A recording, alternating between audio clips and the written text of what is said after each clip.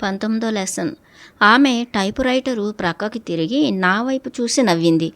ఎక్కడైతే నేను కూర్చుని హాయిగా నా చాక్లెట్ కప్ను ఆనందంగా సేవిస్తూ స్క్రీన్ ప్లే గూర్చిన డ్రాఫ్ట్ను తయారు చేస్తున్నాను ఆ వైపుకి. నీవు దాన్నంతా ఒకేసారి అవపాసన పట్టాలనుకోకు రిచార్డ్. దాన్ని నీవు మెల్లగా తాగవచ్చు. ఆ విధంగా నీవు దాన్ని చాలాసేపు ఆనందించవచ్చు అంది. నా గురించి నేను నవ్వాను. ఆమెతో పాటుగా నేను అనుకున్నాను, లెస్లీకి నేను తప్పక ఆమె ఆఫీసు కుర్చీలో కట్టిపడేసిన ద్రాక్ష కొమ్మల కట్టలా కనిపిస్తున్నానేమో. ఆమె డెస్క్ సర్దింది. ఆమె ఫైళ్ళు తుడిచింది. ఒక చిన్న పేపర్ ముక్క కూడా దాని స్థానం కోల్పోకుండా ఆమె కనిపిస్తోంది. తానెంత శుభ్రంగా ఉందో అంత శుభ్రంగా సౌకర్యంగా ఉన్న బాగీ ప్యాంటుతో పలుచని జాకెట్ దానిలోకి టక్ చేసుకుని ఒంటి నిండుగా బట్టలతో ఆ బ్లౌజుపై చక్కని తెల్లని పూల ప్రింటు మెరుస్తోంది. ఆమె వెంట్రుకలు బంగారు రంగులు చిక్కులు లేకుండా ఉన్నాయి. ఇదేనేమో పరిశుభ్రత అంటే అని నేను అనుకున్నాను చూస్తూ. నేనన్నాను, మనం త్రాగేవి పేపర్ వెయిట్లు కాదు, వేడి చాక్లెట్. చాలామంది త్రాగుతారు, నీవు కూడా నీ స్నేహితులతో. నేను ఎక్కువ హాట్ చాక్లెట్ తాగితే అది నాకు అసహ్యకరంగా మరి మిగిలిన నా జీవితం అంతా నిన్ను తీసుకువెళ్తుంది. ఒక్క కప్పులో ముగించమని తీర్మానిస్తుంది. దానికన్నా ఇంకేదైనా స్నేహితులతో ఉన్నప్పుడు త్రాగకూడదు ఆమె అంది. దానికన్నా ఏదైనా నీవు అప్పుడప్పుడు కలిసినప్పుడు. ఆమె చాక్లెట్లు, ఆమె సంగీతంలో, ఆమె తోటలో, ఆమె కారులో, ఆమె ఇంట్లో, ఆమె పనుల్లో నేను కలిసిపోయాను. నేను ఆ విషయాలకు ఇటో పట్టు దారాలతో బందీనైనాను. ఆమె నన్ను కంటికి కనిపించని వెండి దారాలతో బంధించింది. లెస్లీకి దగ్గరగా లేనిది అంటే విలువ లేనిది. ఆమె అల్మైరాలలో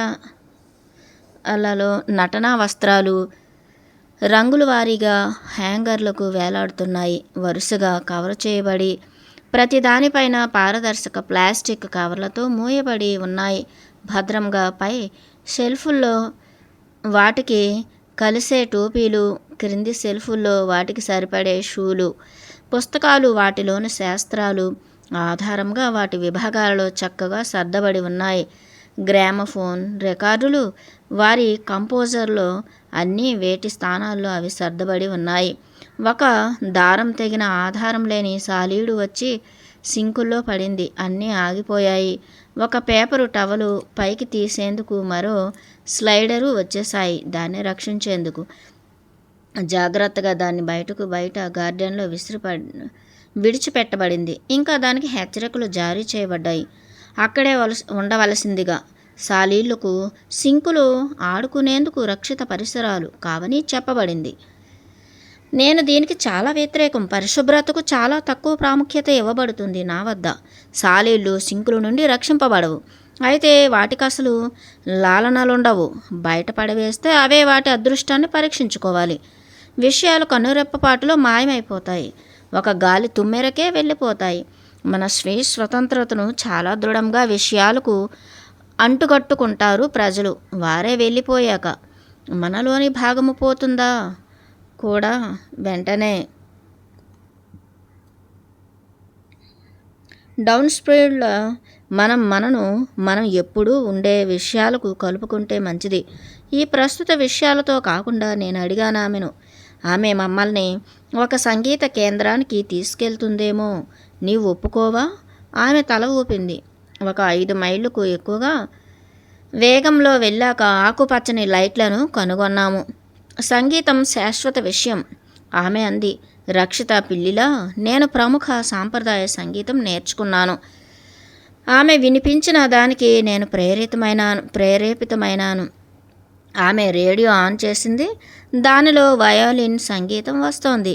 గాలిని మత్తులో పడవేస్తూ మరో జ్ఞానము వస్తోంది. నేను అనుకున్నాను, నాకు మా జ్ఞానాలు నచ్చాయి.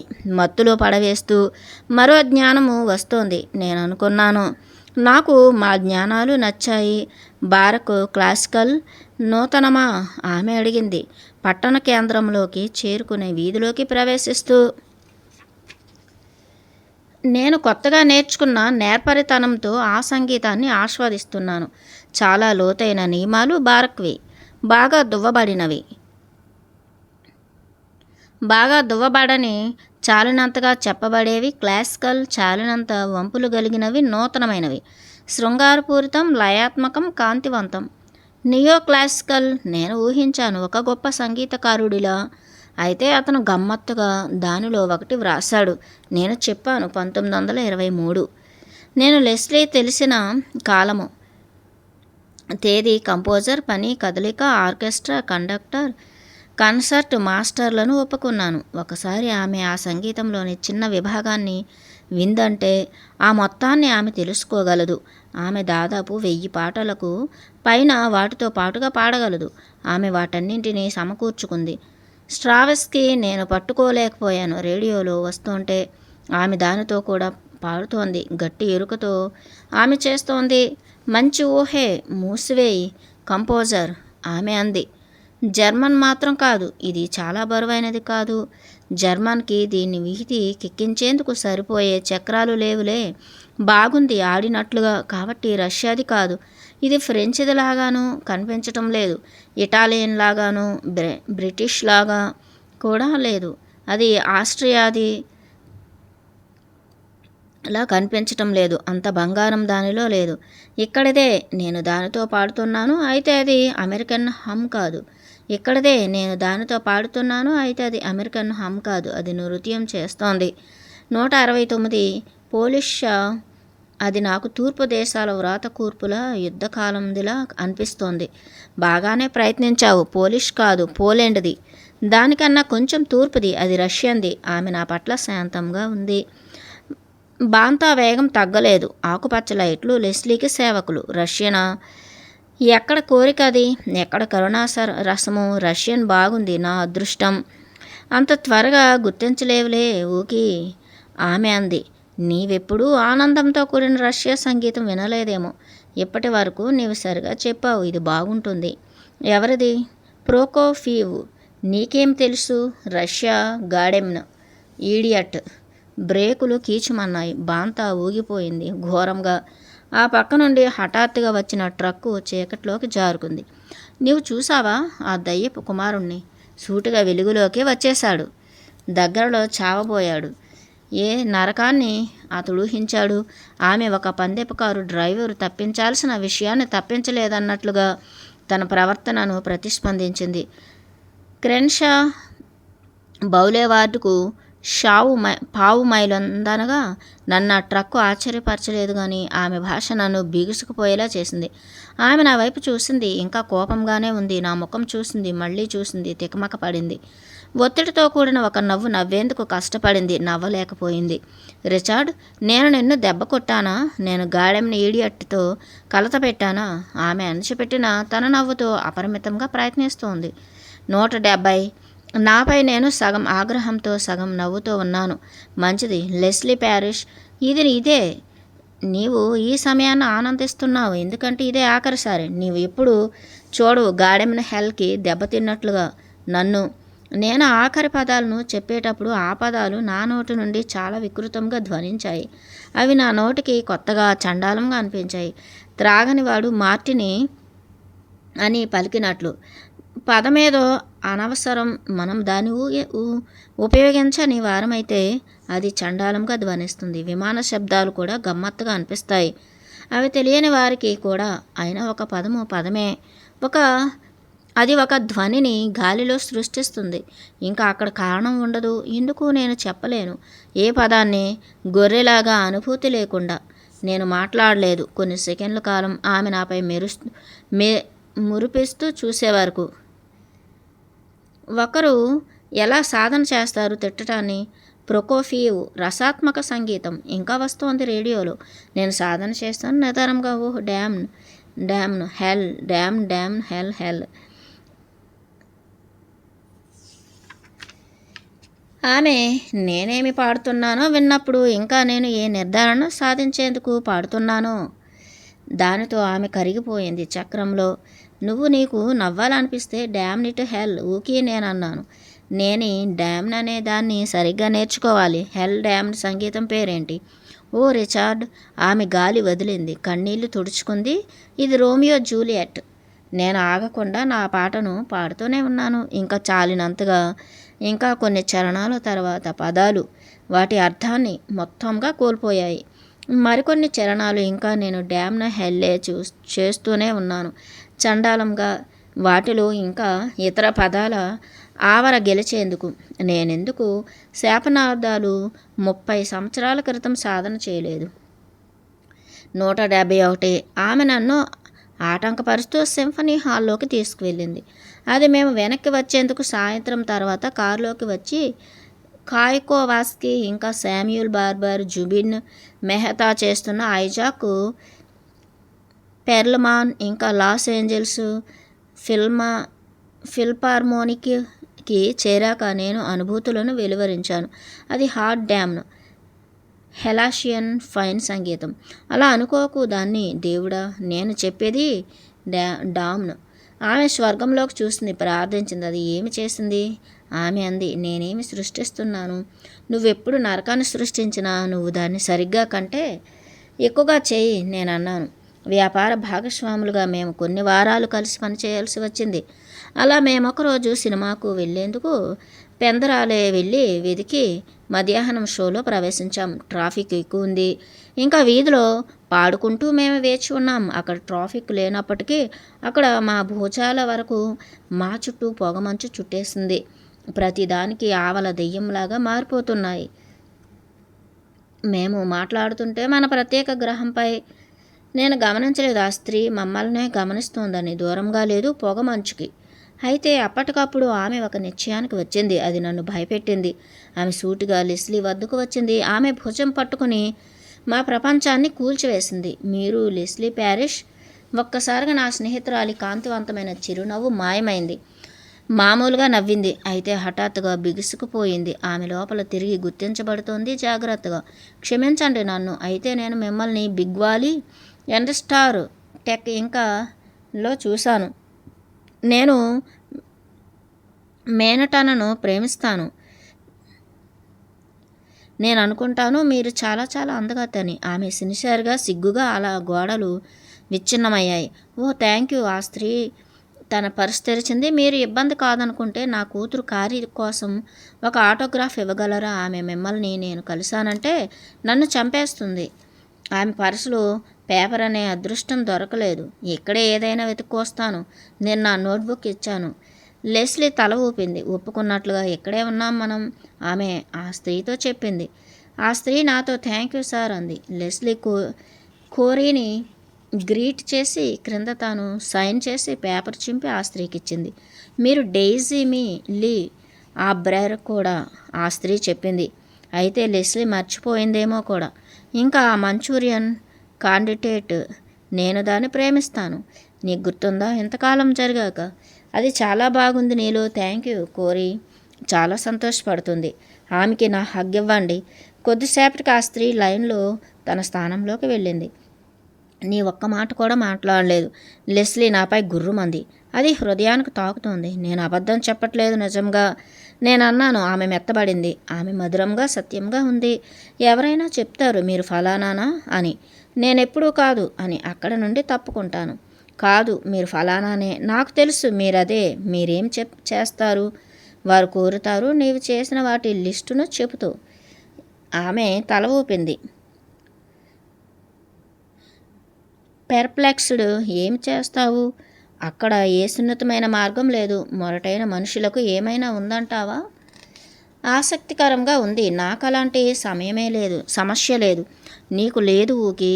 నీవంటున్నదేంటి? ఒక మూర్ఖుడైన వ్యక్తిని వ్యక్తిగత జీవితంలోని స్వేచ్ఛలోకి రాలేదనా? వ్యక్తిగా కాదు, రచయితలకు మూర్ఖులైన వారు రాస్తారు డిమాండ్లను, ఇంకా వారి స్వీయ రచనలను 1% ఆ మార్గంలో, అంతకంటే ఎక్కువ కాదు. మిగిలిన మెయిల్ అంతా హాస్యకరంగా ఉంటుంది. నేను టికెట్ లైన్లో ముందుకు తోయబడ్డాను. 1 గంట తర్వాత మేము సినిమా హాల్లోకి ప్రవేశించాం. వ్యాపారం నుండి దూరంగా సినిమా థియేటర్లో కూర్చుని మూవీ చూడసాగాం.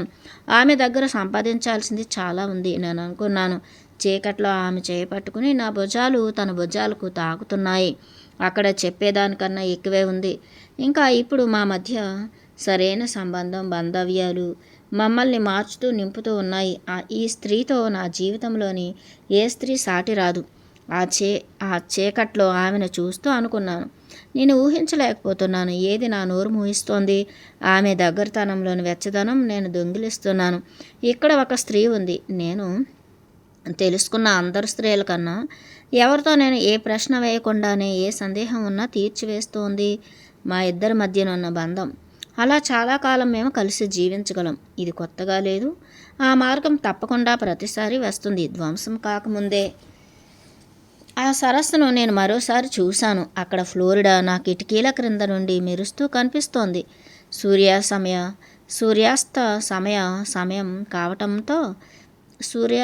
సమయం కావటంతో సముద్రములాగా ఆ నీళ్లన్నీ బంగారు వర్ణంతో ప్రకాశిస్తున్నాయి. గాలి నీటిపై తేలుతూ అలలను సృష్టించేందుకు విశ్వ ప్రయత్నం చేస్తోంది. ఆ ప్రదేశంలో ఏదీ మార్పు సంతరించుకోలేదు. నా బట్టల సంచిని కోచ్పై ఉంచుతూ నేను అనుకున్నాను. కుంటి కొనల నుండి చూస్తూ నేను దూకేశాను. వాడిని చూస్తూ గడప దగ్గరవాడే నేను మర్చిపోయిన నా రక్షకుడై నన్ను కాపాడే నా కవచంగా ఉండే నాలోని మరో నేను అసహ్యించుకున్నాను.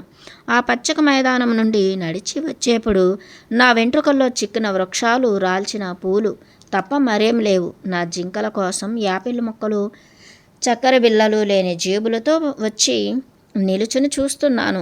ఆయుధపాణి అయిన సిపాయిలు ఇంట్లో నా కోసం ఎదురు చూస్తున్న నా రక్షకుణ్ణి కనుగొన్నాను. నువ్వు 7 వారాలు ఆలస్యంగా వచ్చావు, అతను అన్నాడు. నీవు నాకు చెప్పనైనా లేదు. కనీసం నీవెక్కడ ఉన్నది? నేను చెప్పేదానికి నీవు బాధపడవచ్చు. అయినా నేను నీకోసం బాధను అట్టే పెట్టాను. రిచర్డ్, నీవు లెస్లీ ప్యారిస్లో అవసరానికంటే ఎక్కువే చూశావు. నీవు నేర్చుకున్న ప్రతి విషయాన్ని మర్చిపోయావా? నీకు ప్రమాదం కనిపించలేదా? ఆ స్త్రీ నీ మొత్తం జీవన విధానాన్ని దొంగిలించేసింది. ఆ స్టీలు సంఖ్యల మూత జరిగింది. ఆ రక్షకుడు మోగాడు. ఆమె అందమైన స్త్రీ నేనన్నాను. ఆ తర్వాత అతను అపార్థం చేసుకున్నాడు నేనన్న మాటలను. ఇంకా తిరిగి నాకు తెలిసిన ఎంతోమంది అందమైన స్త్రీలను గుర్తు చేశాడు. కాసేపు నిశ్శబ్దం ఆవరించింది. ఏమైంది? నీ డాలు పోగొట్టుకున్నావా? నేను బహుశా అదృష్టం అది నిన్ను బ్రతికి ఉంచి తిరిగి పంపింది. మనం మాట్లాడుకుందాం. మూర్ఖుడా, మనం తమాషాకి రక్షణ కవచాన్ని ధరిస్తామనుకుంటున్నావా? శిరస్త్రాణం కింద నుండి కళ్ళు ఆగ్రహవేశాలతో చూశాయి. నేను ఆయుధాలతో ఉన్న వేలులో లోహము పైనున్న దెబ్బలను, ఘాట్లను గుర్తించాను. ప్రతి గుర్తు ఎవరో ఒక స్త్రీచే ముద్రితమైనవే. నీ వివాహంతో దగ్గర నాశనమైపోయావు.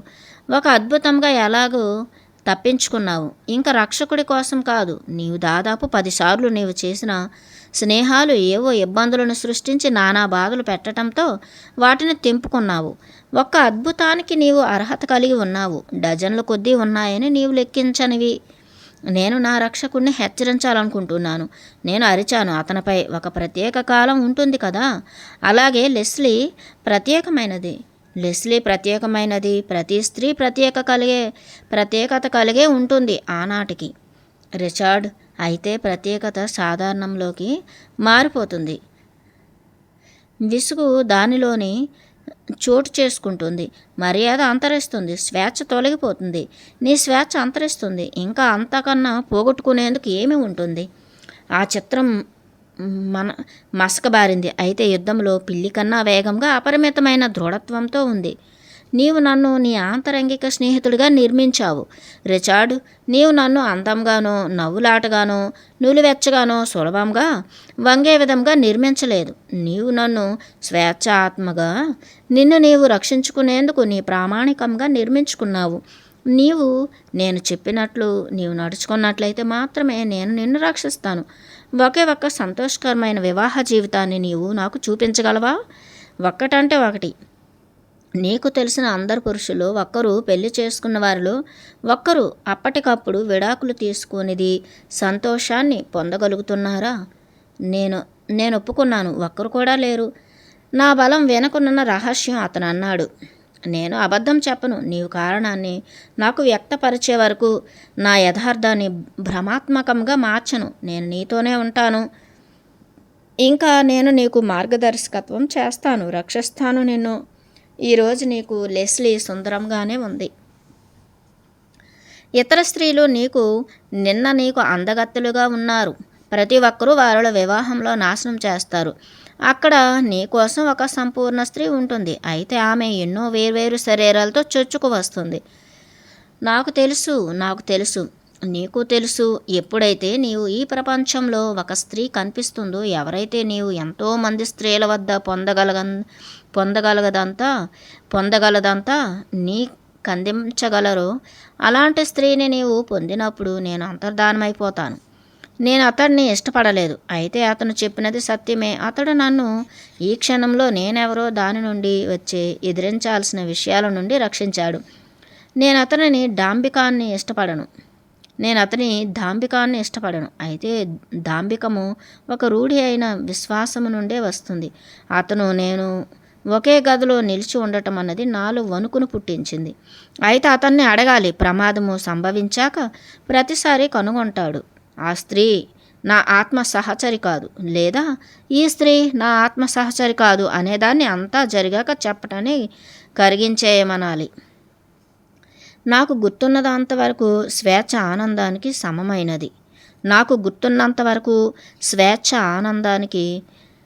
సమమైనది. ఒక చిన్న రక్షిత భావం. ఆ చిన్న ధరను సంతోషం కోసం వెచ్చించాల్సిందే. సహజంగా నేను అనుకున్నాను, లెస్లీ తన స్వీయ దొంగ వ్యక్తిత్వాన్ని తనను రక్షించేందుకు ఉంచుకుంది. చాలామంది పురుషులు ఆమెను వివాహ బంధం ద్వారా బంధించాలని, ఆమెపై సొంతం చేసుకోవాలనుకుంటున్నట్లుగా ఎన్నో ఎత్తుగడలు వేశారు. ఒకవేళ ఆమె తన రక్షకుడు లేకుండా జీవించినట్లయితే ఆమె వివాహం చేసుకునేది ఇప్పుడే. ఎలాంటి ప్రార్థనాపూరిత గౌరవం, ప్రేమను గూర్చి లేకుండానే ఆమె తన ఆనందాన్ని స్వేచ్ఛలో కనుగొంటోంది కూడా. కొన్నిసార్లు మనం వివాహం చేసుకున్న సహచరులు మన వివాహేతర సంబంధాలను గూర్చి ఏ విధంగా కోపాన్ని వ్యక్తం చేస్తారు. నీవు నమ్మినట్లుగా నటించు. ఏ విషయం కానీ, ఒకవేళ నీవు వివాహంలో నమ్మకాన్ని కలిగి ఉంటే గౌరవపూరితంగా జీవించు. అలా లేనట్లయితే నీ అంతటి నువ్వు త్వరగా వివాహం చేసుకోకు. నేను లెస్లీని వివాహం చేసుకోబోతున్నానా? నా స్వేచ్ఛను చాలా వరకు ఆమెకై వెచ్చిస్తున్నానా? నన్ను క్షమించు. నేను నా రక్షకుడికి చెప్పాను, నేను మరోసారి నిన్ను మర్చిపోను. అతను వెళ్ళిపోయే ముందు ఒక దీర్ఘమైన నల్లని దృష్టిని నాపై సారించాడు. 1 గంట కాలం నాకు వచ్చిన ఉత్తరాలకు సమాధానాలు ఇవ్వటంలో గడిపాను. కొన్ని సమయం పూర్తి కాని వ్యాసాలపై మ్యాగజైన్స్ కోసం కొద్దిసేపు పనిచేశాను. ఆ తర్వాత విశ్రాంతిగా నేను నా ఇంట్లో నుండి మెట్లు దిగి క్రింద నున్న విమానాలు నిలిపి ఉంచే హ్యాంగర్లోకి ప్రవేశించాను. ఆ పొడవాటి గుహలాంటి ప్రదేశంలో ఏదో తప్పుగా జరిగిన పలుచని భావం వేలాడుతున్నట్లుంది. అక్కడ వెలుగు కించిత్తు కూడా లేదు. అదేంటో చూసేందుకు ఆ చిన్న ఎక్స్ జెట్ ఎగురవలసి ఉంది. దాన్ని అదుపు చేసే ప్రాంతాలన్నింటా సాలీళ్ళు గూళ్ళు అల్లుకుని ఉన్నాయి. వాటిని దులిపేయాలి. అక్కడ సాలీళ్ళ గూళ్ళు నాపై కూడా అల్లేశాయి. నేను అనుకున్నాను, ఏ విమానాన్నైనా నడపగల చాతుర్యాన్ని పోగొట్టుకోవటం అన్నది ఎప్పటికైనా మంచి విషయం కాదు. చాలా దీర్ఘంగా ఆగి ఉండటం దూరంగా అది మంచిది కాదు.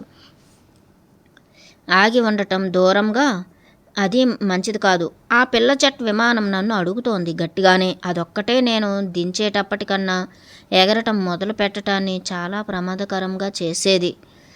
దాని ముక్కు నుండి తోక వరకు 12 ఫీట్ల పొడవు ఉంటుంది. అది హాంగర్ బయటకు గుడిసెలేని కుక్కల బండిలా బయటకు నడిచింది. ఇంకా జీవం లేనట్లుగా, అంటే పూర్తిగా జీవం లేనట్లుగానే నేను అనుకున్నాను. అది మాసిపోయింది కూడా. వారాల తరబడే వాడకుండా వదిలేసేసరికి సాలీళ్ళు నా నేలపై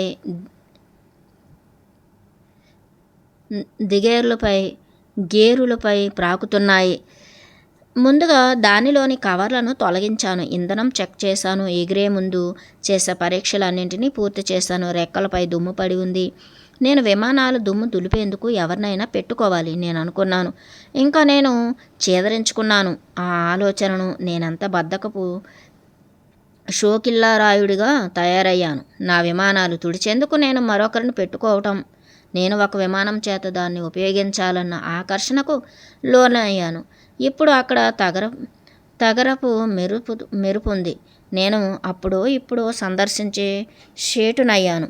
ఆ ట్వీన్ కెస్నా, ఆ విజయాన్, ఆ మేయర్స్, ఆ ఆమోట్, ఆ రేపైడ్, లేక్ ఎంఫీబియన్, ఆ షిట్స్ స్పెషల్ అన్నీ నెలకొకసారి, ఒకవేళ తర్వాత వాటి ఇంజన్లను నేను స్టార్ట్ చేస్తాను. T-33 ఒక్కటే నేను ఈ మధ్య కార్నియా నుండి తీసుకువచ్చినట్లుగా లాగ్ నోట్బుక్లో వ్రాయబడి ఉంది.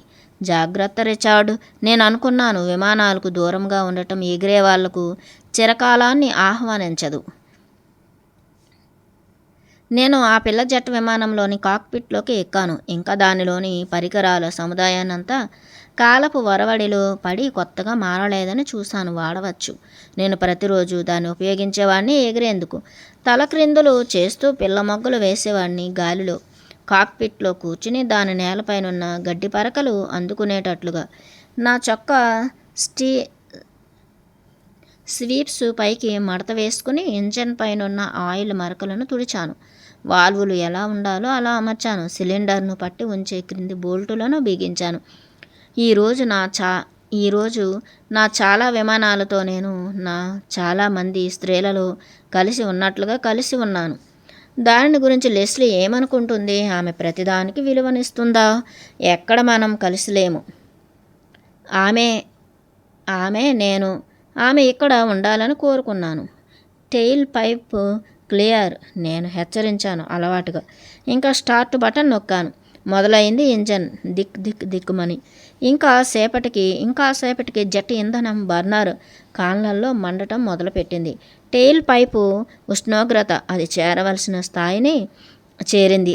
ఇంజన్ కొట్టుకునే ఆవృతాలు దాని పనిచేయగల సత్తాకు సరిపడే విధంగా మారాయి. చాలా వరకు అలవాట్లే. ఒక్కసారి మనం విమానాలను గూర్చి నేర్చుకుంటే మన చేతులు కాళ్ళు తెలుసుకుంటాయి. మన మెదళ్ళు మర్చిపోయినా చాలా కాలానికైనా ఆ ప్రయాణాన్ని ఎలా చేయాలో అని గుర్తుంచుకుంటాయి. ఎవరో కాక్పిట్లో నిల్చుని ఇంజన్ ఎలా స్టార్ట్ చేయాలో అని అడిగినట్లయితే నేనిప్పుడు చెప్పలేను. కేవలం నా చేతులు ఎలా స్టార్ట్ చేయాలో దాన్ని చేసి చూపిస్తాయి. అవేం చేస్తున్నాయో నేను వర్ణించాల్సి వస్తుంది. జెట్ ఫ్యూయల్ తగలబడుతున్న ఘాటైన వాసన కాక్పిట్ అంతటా వ్యాపించింది. దానితో పాటుగా వేల విమానాలతో ఎగిరిన జ్ఞాపకాలను నాలో నింపుతూ ఆగకుండా ఆ రోజు విమానాలతో ఎగిరిన జీవితకాలాన్నంతా తాను భాగంగా కలిపి ఉంది. నీకు ఎగిరిపోవటం గూర్చిన మరో అర్థం తెలుసా రిచార్డ్? పారిపోవటం, తప్పించుకోవటం. నేను దేని నుండి పారిపోతున్నాను, ఇంకా దేనిని కనుగొంటున్నాను ఈ రోజుల్లో? నేను రన్వేలోకి విమానాన్ని నడిపించాను. కొన్నిసార్లు విమానాశ్రయపు ఫినిషింగ్కి ఆవల ఆపి ఉంచబడ్డాయి విమానం ఎగరటాన్ని చూసేందుకు. వారికి ఏమీ లభించటం లేదు. చూడ్డానికి ఆ జెట్ చాలా చిన్నది. దానితో గాలిలో పొగను వదిలే విధానం ఆన్ లేకుండా అది కనిపించదు రన్వే చివరకు చేరే వరకు. గుర్తుంచుకోండి, దీన్ని భూమి నుండి లేపటం కష్టతరం. అదుపు చేసే రాడ్ను మెల్లగా చేయి వేస్తాం. రిచార్డ్ పక్షి ఈకలా చేయి వేయి దానిపై 85 సార్లు కొట్టుకొని అప్పుడు మొదటి ముక్కు క్రింది టైర్ను 1 అంగుళం పైకి లేపితే చాలు, ఇంకా అదే లేస్తుంది పూర్తిగా పైకి. దానికి శక్తినివ్వకపోతే ఇంకా నీవు చచ్చావే. తెల్లని రన్వేపై నున్న మధ్యరేఖను గుర్తిస్తూ పీమూసేసి లాక్ చేశాను. నేను థ్రెటిల్ పూర్తిగా నొక్కాను. ఇంకా ఆ చిన్న మిషన్ ముందుకు ఉరికింది. దాని తేలికైన ఇంజన్తో ఆ జెట్ భారతీయ ఎద్దుల బండి వేగంతో వేగాన్ని మొదలుపెట్టి అలాగే కదిలింది. సగం రన్వే పూర్తయ్యే వరకు ఇంకా అప్పటికి తక్కువే నిద్రపోతున్నట్లు. 60 సార్లు కొట్టుకుంటోందంటే అది చాలా నిదానమేనని అర్థం. చాలాసేపటి తరువాత మేము నిమిషానికి 85 సార్లుగా కొట్టుకోవటం మొదలైంది. అప్పటికి దానిలో విశాలత్వం వచ్చింది. చాలా వరకు రన్వే మా వెనక్క వచ్చేసింది. నేనప్పుడు మెల్లగా ముక్కు చక్రాన్ని పైకి లేపాను. ఇంకా కొన్ని క్షణాల్లో మేము గాల్లోకి తేలాం. ఆ రన్వే చివర క్రిందగా దుమ్ముతో కూడి ఉన్న చోట ఒంటరిగా చెట్లను తప్పించుకునేందుకు పైకి లేచాం. టైర్లు గాల్లోకి లేచాయి. బరువైన కొమ్మలు మాకు 10 ఫీట్లు క్రిందకు వెళ్ళిపోయాయి. గాలిలో వేగం నిమిషానికి 100 నుండి 120, 150, ఇంకా ఆఖరికి పూర్తిగా మేలుకొన్న తర్వాత నేను కాక్పిట్లో విశ్రాంతిగా కూర్చున్నాను. 180కి చేరాక ఒక చిన్న పని, ఏదైనా నేను చేయాలనుకున్నాను. అదంతా చేయాలంటే గాలి వేగము, ఆకాశం స్వచ్ఛత, ఇంకా చక్కని వెలుగు అవసరం. నాకు ఎగరటం ఎంత ముఖ్యం? అది నాలోని ప్రేమకంతటికీ ప్రతిగా నిలబడుతుంది. విమానాలు మాయలు చేసినట్లు కనిపిస్తాయి. అయితే అది నేర్చుకున్న వారికి సాధనా చాతుర్యంతో ఒక నేర్చుకోగల ప్రేమైక భాగస్వామి ఉండాలి. సూత్రాలు తెలుసుకోవాలి, నియమాలను అనుసరించాలి, క్రమశిక్షణ అవసరం, ఆసక్తి చాలినంతగా ఉండాలి. స్వేచ్ఛను పొందేందుకు సంగీతం అంటే ఎలాగో అలా ఎగరటం. లెస్లీ దాన్ని ప్రేమిస్తుంది. విమాన మార్గాలకు దూరంగా ఉత్తరంలో తుఫాను గాలుల వైపుగా క్యూములస్ మేఘాలు ఏర్పడే దగ్గర 10 నిమిషాల పాటు మేము ఆ మేఘాల మెత్తని నున్నని ఉపరితలాలపై మేము స్కేటింగ్ చేశాం. పలుచని గాలి పొరలలోకి ప్రవేశించాం. గట్టిగా వీచే గాలులకు 2 కిలోమీటర్ల పైన. నా చిన్నతనంలో నేను కలుపు మొక్కల మాటున దాక్కునే మేఘాలను గమనించేవాడిని. నన్ను కూర్చోబెట్టాను అలాంటి అంచుపై. ఇప్పుడు నేను ఒక జెండాను ఆ పచ్చికలో నిలిచిన బాబు కోసం ఊపుతున్నట్లుగా భావిస్తూ అరిచాను, హాయ్ డిక్కీ. ఇప్పుడు వినిపించదు. పైనున్న వారికి అతని కళ్ళల్లో కన్నీళ్ళు. అతడు చాలా కోరుకుంటున్నాడు. 1 నిమిషం మేఘంపై నిలబడాలని. ఆ జట్టు ప్రక్కకు తిరిగింది. పైకి లేచింది. మేఘం పైకి చేరింది. ఒక ఆస్ట్రియన్ ఆకాశంలోకి దూకాడు. మా రెక్కలను బరువైన పొగమంచులోకి దూకించాం. బయటకు లాగాం, దొర్లించాం. తప్పక ఎక్కువే మా వెనుక ముడుచుకొని ఉంటుంది. ఒక వంపులు తిరిగిన తెల్లని జెండాలో మేఘం మా దుముకును గుర్తించి ఉంటుంది. హాయ్ డిక్కీ, నేను అనుకున్నాను. అరుపు కన్నా బిగ్గరగా. భూకాలమానం ప్రకారం 30 సంవత్సరాల కాలాన్ని అధిగమించి ఆ చిన్ని బాబుని హాయ్ డిక్కీ అని పిలిచాను.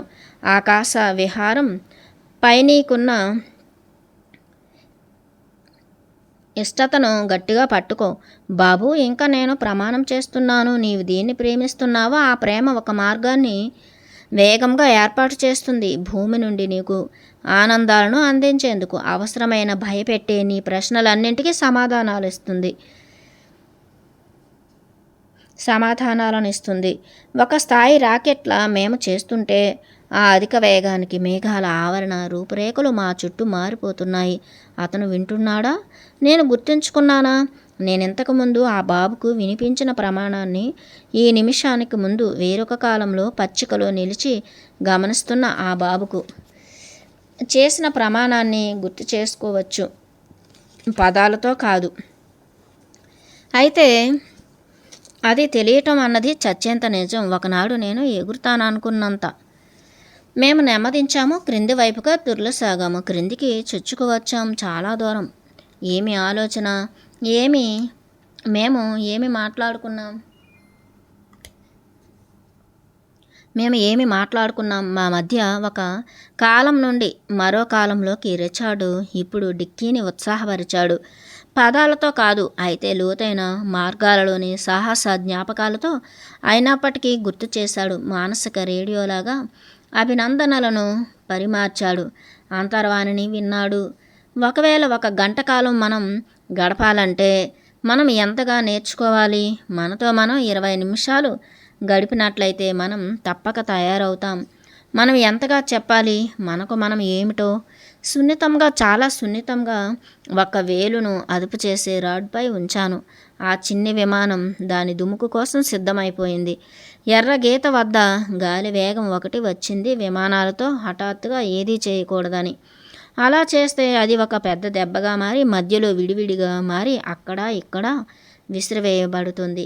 ఆకాశంలోని ప్రయాణ మధ్యంలో అలా చేస్తే క్రింది మేఘాలు ఎగిరిపోయాయి. పైకి ప్రశాంతంగా, ఒంటరిగా, ఖాళీగా రన్వే మార్గం మా క్రింద వేగంగా జరిగిపోయింది. అది ఎంత మంచి ప్రయోగం! ఆ ప్రయాణంలోన తలలోకొచ్చిన అందరూ రిచార్డులకు హల్లో చెప్పాను. ఒక మార్గాన్ని కనుగొన్నాను. వాళ్ళేమి చెప్తున్నారో వినేందుకు. ఇంకా ఆ మారిన నాకు నా భవిష్యత్తు మారిపోయింది. ఒక్కడే ఎవరైతే అనేక నిర్ణయాలు మార్గం పొడవునా చేసినట్టు, ఎవరు మా మూలలు వచ్చినప్పుడు ఎడమకు తిరుగుతారో నేను కుడికి తిరిగాను. ఏం చెప్తారు నాకు? వారి జీవితం బాగుందా లేదా అని. వారెలా మారుస్తారు దాన్ని?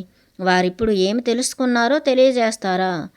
ఇంకా ఆ రెండూగాక నేను అనుకున్నాను, రిచార్డ్కి ఇతర జీవిత కాలాలను తెలియజేస్తారా? ఇప్పటి వర్తమానానికి పూర్వపు సుదూర భూతకాలాలను, సుదూర భవిష్యత్ కాలాలన? ఒకవేళ మనం ఇప్పుడు జీవిస్తున్నట్లుగా ఎందుకు మనం సమాచారాలను అందించుకోలేము? ఆ సమయంలోనే నాకు విమానాశ్రయం కనిపించింది. ఆ చిన్ని జెట్ విమానం నన్ను క్షమించింది. నా చిన్ని తప్పిదాలకు. ఇంకా మేమిద్దరం స్నేహితులమై పోయాం. తిరిగి నన్ను నేను క్షమించుకోవటమే నాకు చాలా కష్టం. అయితే అది అలాగే ఉంటుంది సాధారణంగా. మేము నెమ్మదించి భూమిపైకి దిగి క్రమాలలోకి ప్రవేశించాం. అచ్చంగా అదే క్రమాన్ని నేను చూశాను. ఆ రోజు నేను బస్సు దిగి విమానాశ్రయంలోకి నడిచిన రోజు చూశాను. నేనప్పటి రిచార్డ్ను ఇప్పుడు చూడగలనా? తన పరుపు చుట్టను పట్టుకుని నడిచి వెళ్ళిన ఇంకా వార్తలలో ఒక కోటీశ్వరుణ్ణి. నేను అతనికి ఏమి చెప్పాలి? నాకు నేను ఏమి చెప్పాల్సి ఉందో. పైకి లేవటం ఎంత కష్టమో, నేలపై దిగటం అంత తేలిక. ఆ బీడీ 5 క్రిందికి చివరికి చేరేందుకు శబ్దాన్ని మార్చుకుంది. తన చిన్ని వీల్స్ను నేలపై ఆనిస్తూ కార్లు తమ వీల్స్ను త్రిప్పుతూ ఆ మార్గాన్ని అధిగమించసాగింది. ఆ తర్వాత పూర్వము తానున్న ప్రదేశానికి కొద్దిగా ప్రక్కకు తిరిగి 1 నిమిషానికల్లా హాంగర్లోకి చేరింది. ఇంజన్ ఫైర్ ఆగింది. టర్బైన్ వేగం తగ్గి చివరికి పూర్తిగా ఆగిపోయింది. నేను దాని కొనాసి బౌ పై తట్టి కృతజ్ఞతలు తెలియజేశాను. ఆమె ఎగిరిన దానికి. ఎవరైతే ఆ విమానంతో ఎక్కువసేపు ఎగిరినట్లయితే దానితో వారికి ఒక అనుబంధం ఏర్పడుతుంది. ఆ మిగిలిన విమానాలు శత్రువులా చూస్తున్నాయి. అవి కూడా ఎగరాలని కోరుకుంటున్నాయి. ఎగరటం వాటికి అవసరం కూడా. ఇక్కడ పాపం ఈ విజయాన్ కుడిప్రక్క ఇంజన్ ముందరి మూత నుండి ఆయిల్ లీక్ అవుతోంది. చాలా రోజుల నుండి వాడినందువల్ల దాని సీల్ ఎండిపోయింది. నేను విమానాల భవిష్యవాణిని వింటున్నానా? నాది విన్నట్లుగానే. నేను దాని భవిత గూర్చి తెలుసుకోగలనా? సాధనతో నేను బాధపడకుండా ఉండగలనా? అది ఒక టెలివిజన్లో నటించిన విమానంగా మారింది. బాగా పేరు పొందిన టీవీ సిరీస్లో ప్రతి ఎపిసోడు దానితోనే మొదలయ్యేది. ఒక అందమైన దీవికి ప్రయాణం చేసినట్లు, నీటిపై దిగినట్లు, బాతుల తెల్లగా మెరుస్తూ అందంగా ప్రయాణించేది. ఎక్కడా ఆయిల్ మరకలు లేకుండా. ఇంకా అది ఇప్పుడు ఉన్నట్లుగా దాని భవిత ఉండకపోవచ్చు. నా హాంగర్లో దుమ్ము కొట్టుకుపోయి ఉంది. నాతో కొన్ని వందల గంటలు ప్రయాణించిన ఆ విమానం. అలా ఏదో జరగబోయే నా భవిష్యత్తు కూడా చెప్పబడటం లేదు కదా. దానితో సంభావ్యతలను కలిగే ఉండే జీవితం గూర్చి. ఏదో జీవితంలో మొదటిసారిగా స్వేచ్ఛాపూరిత ఒంటరితనపు జీవనంలా అనిపిస్తోంది. నేను మెట్లెక్కి ఇంట్లోకి ప్రవేశించాను. నాలోని ఇతర దృక్కోణాలకు సంబంధించిన సాధ్యతలలో కరిగిపోతూ రిచార్డ్ ఇంతకు ముందరి రిచార్డ్లను కలిగి ఉన్నాడు. ఆ నేనులో ఇతర జీవితకాలాలు, ఇతర గ్రహాలు, ఇతర స్వాప్నికి విశ్వకాలాలు కరిగిపోయి ఉన్నాయి. వారిలో ఎవరైనా ఆ ఆత్మ సహచర్యం కోసం ఎదురు చూస్తున్నారా? వారిలో ఎవరైనా ఆమెను కనుగొన్నారా? సహజావబోధన భవిష్యత్తు గతం ఎల్లప్పటికీ నాది గుసగుసలాడింది. సహజావబోధన భవిష్యత్తు గతం ఎల్లప్పటికీ నాది గుసగుసలాడింది వెనకాల ఆ మెట్లపై. ఆ క్షణంలో అవును అదే